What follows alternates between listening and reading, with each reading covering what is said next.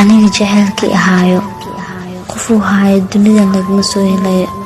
sababtoo ah wiilka aan jecelahay mid lamid ah dunida lagama soo helayo aniga markii aan ku arkay ayaa jaceyl wuxuu yahay dareemay dunida cidaan ugu baahanahay oo adiga ahayn ma jirto hadda aniga dareenka aan haysto aad ayuu u macaan yahay aniga agtaada markaan imaado weliba indhaha la fiiriyo xubin walba oo jirkayga ka mid ah way isbedeshaa sababtoo ah jaceylka iyo dareenka aan kuu haayo maaha midaan cabiri karo haa waa runteyda aniga adigaan ku jeclahay laba qofood xiriirka ka dhaxeeyo haddii uu qalbiyadooda isku dhaweyn qalbigooduna hal noqon karin kaaseel ma lagu tilmaami karo aniga waa runteyda waan ku jeclahay jaceylka adiga kuu qabo nafteyda ma xakameyn karto haa waa runteyda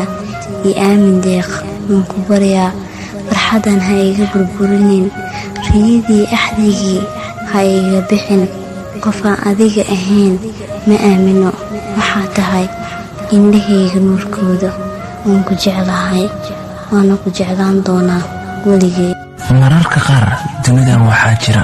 qof weerar joogto ku haynaya qalbigaaga sidaasay tahay dhaawacyadii ugu geysanayo ay dheefi kugu jiraan taasi waxaan ula jeedaa in wax la jeclaadaa waa mas-uuliyad madadaalo iska daayay aan matalaad gelin sidaas darteed wax walba oo aan dhabbaalkan kuugu sheegay waa wax kaaga yimid gunta hoose ee qalbigayga ee ha dhaylsan macanto marka aad ii sheekaynaysa xilliyada habeenkii eray walba oo aad tiraahdo wuxuu agteeda ka leeyahay miisaanka culus wax walba ay arlada xamaarsan tahay marka aad iga maqan tahayna fogaanteena waxaan ku qiyaasaa inaan cer iyo dhul aan kala jirno weli mii soo disay waxa aad hablaha kale aad dheertahay oo aan asagaa kaaga xushay dunidan sidaan u weyn waxaan adiga kugu sifeeya maarag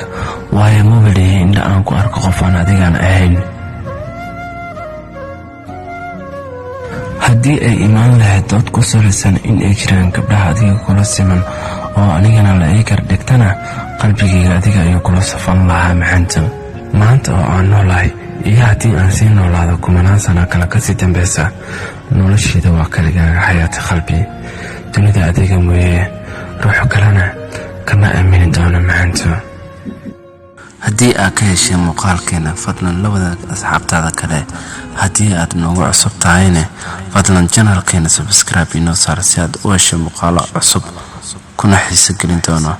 bahda barbaarinta jaceylka isku duwan oo idin leh salaamullaahi calaykum waraxmatullaahi tacaala wabarakaatuh